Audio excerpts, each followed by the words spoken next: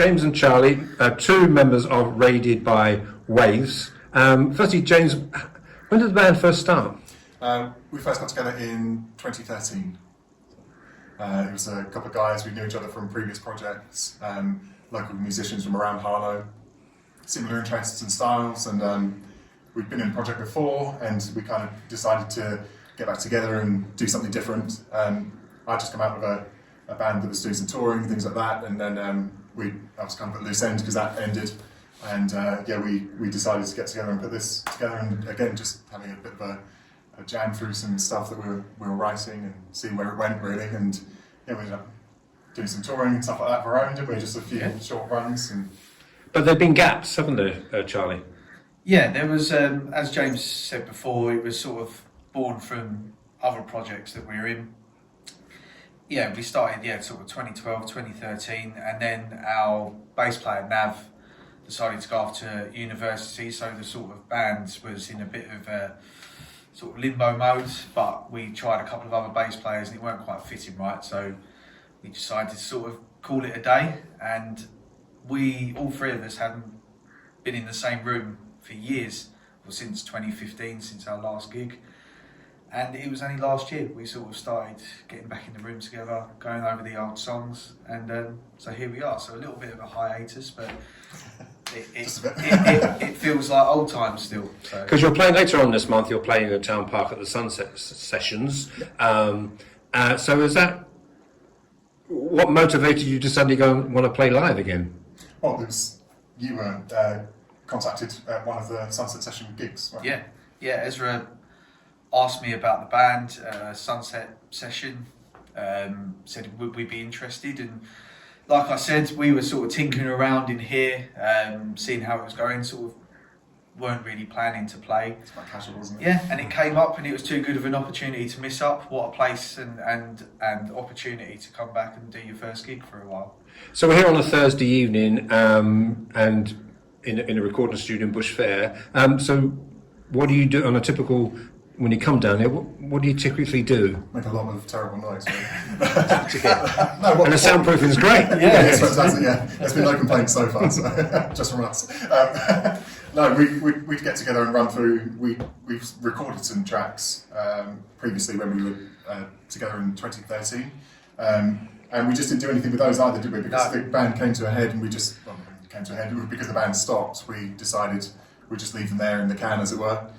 So what we do is we come back down here, don't we, on a Thursday evening. Obviously, because now it's work, sometimes we'll just be Charlie and I, and we just run through and we just dust off the cobwebs, I suppose, and go through the tracks. But coming down here, for yourselves, coming down here is enjoyment in itself, isn't it? It's just a creative process, then you must enjoy and get a lot out of that. Absolutely.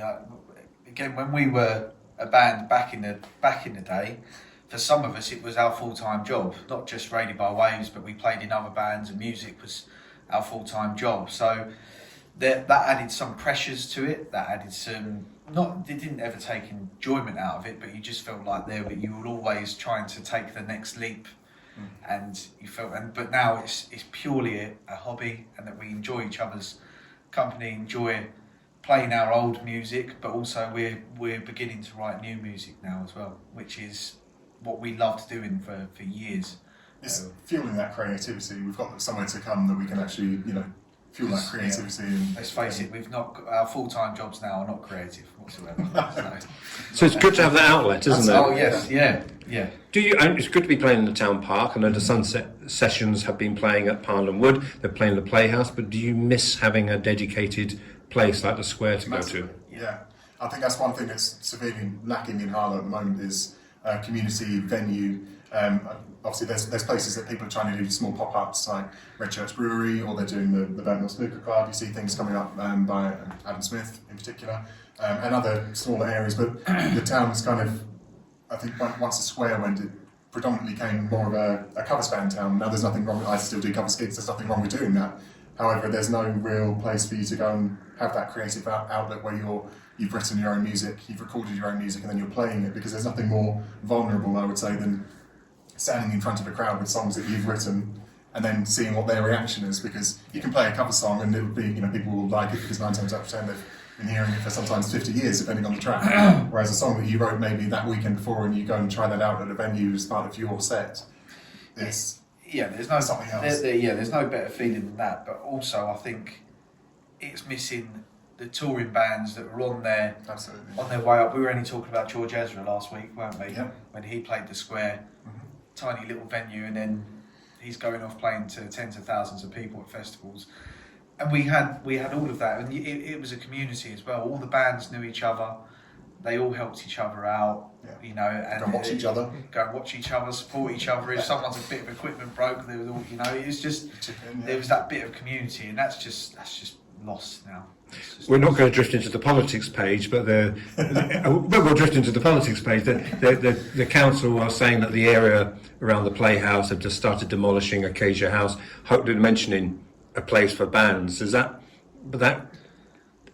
easier said than done? You know, a place for bands. I think it depends how it's run and who's running it.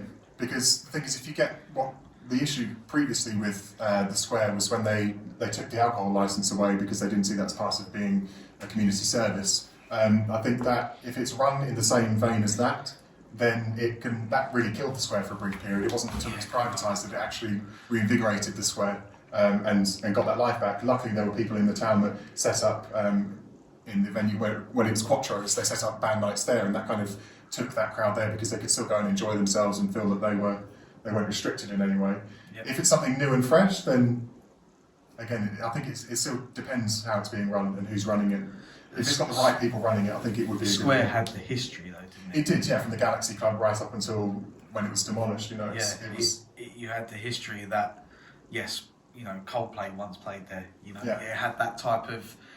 When you walked in there, you knew it was an old school venue. It was a bit of a sticky floor. There was bits of carpet hanging off. You know, you look at the ceiling and go, "Cool, how long's that stain been up there?" You know, it was that. And Hertford used to have that incredible venue called the Marquee. And I was in Hertford at the weekend, first time in a while, and I walked past, and it's Anytime Fitness now. And it used to be that, and the Square used to be, you know, incredible back in the day. So it all depends. How, like James says, how it's run, who's running it, and what type of things they're going to put on there. So finally, you're going to play later in the month, and after that, what's the plans? Well, you've been in discussion with.